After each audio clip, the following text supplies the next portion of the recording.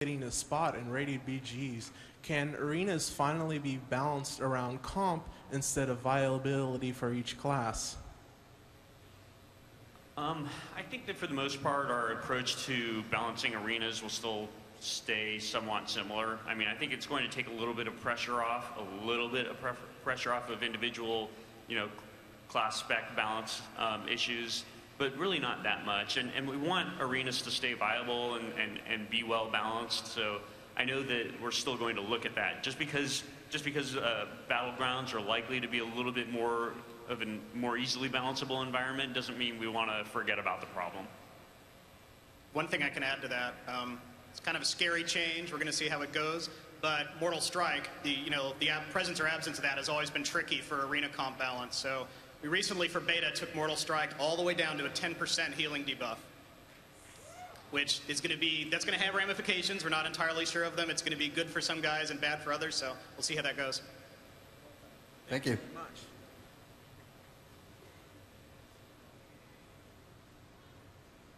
Hey, I've been playing a mage since the beginning of Vanilla, and I was curious if you guys have any plans for Frost Mages to have any additional abilities on their Water Elemental. Sure. Can't say we've got plans for it right now. It's always a possibility for future expansion.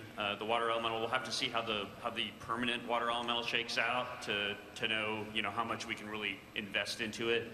At least in the past, because the pet wasn't out all the time, it didn't make sense to stack it up with a whole bunch of abilities that you might not even have the opportunity to use. So depending on how survivable they end up being or how frequently you end up keeping them up could affect that decision. But that's probably going to be something that we consider in a future expansion or something like that. Thank you. Hello guys. So in case for the amount of abilities that Prot and Red Paladins do have, and if there's too many and it might end up that it does get a little complicated to keep them all up, what do you think if you guys were to cut out one or two of the abilities, which ones they would be off the top of your head if you ever discussed that? Was it Retribution or Protection? Both actually, they both have quite a number.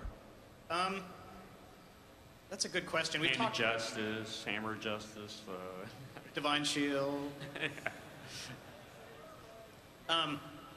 There are a lot of cooldowns now. We wanted to make sure that we had that kind of gameplay with, like, how do you match, say, Zealotry with Wings, and are you supposed to use them at the same time? Are you supposed to use them at opposite times? That's a good thing to look at. We certainly could have gone a different way where we took away Avenging Wrath and kind of baked that into, made that the new Zealotry or something like that. We'll also have to see with abilities like Inquisition. We like having the big, like, now I do higher damage kind of ramp up thing. We've done it a lot with Rogues and Druids. If that ends up feeling too maintenance-y and kind of a pain in the ass, then that's certainly something to look at too. Thank you. I want to start off by saying thank you for making PvE sub viable again. It's really a great spec, and it's actually interesting to keep all of our cooldowns up. Based on that, though, it seems that Shadow Dance has become more of like a energy producing ability as opposed to a DPS increasing ability. I was wondering if that was the intent or if that's just how it happens to be at 80. I'm sorry, I heard Subtlety, but what was the individual ability you mentioned? Shadow Dance. Oh, Shadow Dance, yeah. So, of course, the challenge with Subtlety is we want that to be the rogue spec that's based around being sneaky and kind of, attacking someone out of the shadows. And too much of that kind of gets into the rogue problems we're trying to fix, where they either pull it off and the enemy's dead, which is awesome if you're a rogue, or you screw it up and you're dead, which is not so awesome if you're the rogue.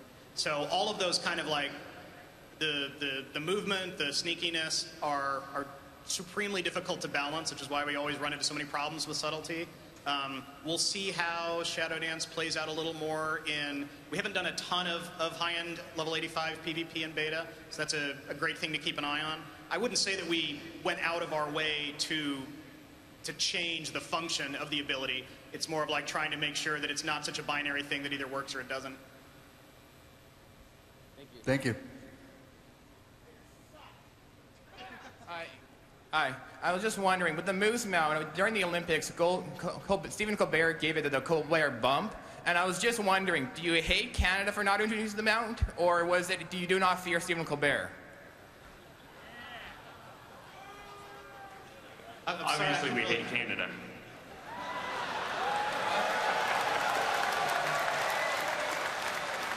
Not really, no. We've got Canadians on our team. I think we discussed the moose mount yesterday as well, and the consensus was that we wanted one, but you know, you can't always get what you want. I know. Were you guys talking about moose mounts? Yeah. Yeah, we were saying like the moose mount, the special ability would be that it would stand in the middle of the road, and then the goblin car would come and run it over. And then it would fall, and that's about it. I'm thinking sparkle moose myself. With wings. Hey guys, Kawan from Moonrunner, senior officer in Untold Retribution. We're looking for tanks. My question is actually in regards to healers. First of all, I love what you're doing with the healers, how you kind of made it back to vanilla healing. But I play 3 out of the 4 healing classes, and I'm kind of stuck on what to do with Holy Pallies, because priests have always used Spirit, and druids and shamans now revolve around Spirit. So with Holy Pallies, are you supposed to stack Spirit or Mastery, or how does that work in with the other healing classes? You definitely, all the healers should want Spirit, you know, up to a point. I wouldn't make that. Players sometimes look at things like reforging and gemming and enchanting, and it's like, oh, I'm just going to stack the one stat. If we do our jobs right, all of the stats will be attractive, and a balance of them will be, you know, will be the ultimate way to go. Now, Spirit's one of those things that once you have enough, you're probably good, and then you can start looking at other things. And it's definitely true that on live, the healing plate doesn't have as much Spirit as some of the other gear sets do, because we just didn't, you know, it used to not be a stat anyone would want, and even MP5 was something paladins would want to avoid. So there'll be more Spirit and definitely more of a need for it as you level up higher. And we want the Mastery to be cool too. We'll just have to see how that goes. Thank you. Hi, Aetherius of Casmoden here. I'm a Resto Druid. I wanted to ask you a question regarding the Emerald Dream, and if we're going to see any incarnation other than a phase, and just, you know, a separate map, dungeon, raid, expansion. I mean, can we look forward to that? I think you can count on it. It's a matter of when, not if. So eventually, when the time is right, you will see the dream and the nightmare again. Thank you. Nice hat. Thank you. Hi, I'm Nokomis from Zangarmarsh. And first thing, I have a little suggestion. I think that dwarf shamans should have beer keg totems. And also my question is, I'm an achievement fiend, and I was just wondering if you're ever planning to use, you know, let people use their achievement points, because I know you have that new list of, in the, I don't know, the numbers like 1, 2, 3 in your guild, and I was just curious. Depends on what you mean by use them. I mean, really the achievement points are intended to be like a high score mechanic, and really that's all they're meant to be. We don't have plans for people to translate them into character power or anything like that somehow, because that would cause a lot of really icky behavior if everybody felt like they had to go out and get every achievement, because if they didn't, they wouldn't be competitive or whatever. It's really just meant to be a pride and fun sort of thing. Yeah, that was the reason behind adding that into the new guild UI, was just kind of like, so you could look in the guild, kind of like a pride thing, like Tom was saying, just to see who has the most within the guild. All right, thanks, guys. That's a cool idea, too. I like the beer keg totem idea. Can we use that? Can I have that, please? Hello. First, a shout out to the Earth and Ring roleplay community. My question is, well, there's a lot of great mounts coming out with Cataclysm. I was wondering about multi-person mounts, particularly profession-crafted ones, and if there are some coming out, I think engineering should get a minivan. Have you heard about the new alchemy mount? Oh my god. That one's going to be hard to get. It'll be fun to see who gets it first. But it's awesome. But it's awesome. Who doesn't want to mount their friend? I mean, Can I say that? yeah. Thanks.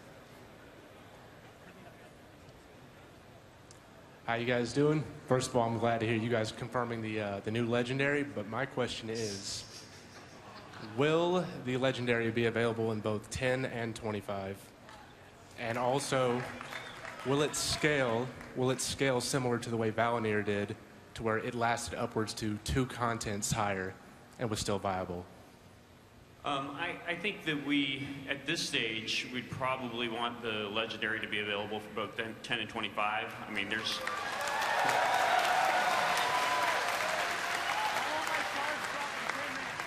as far as, how far it scales,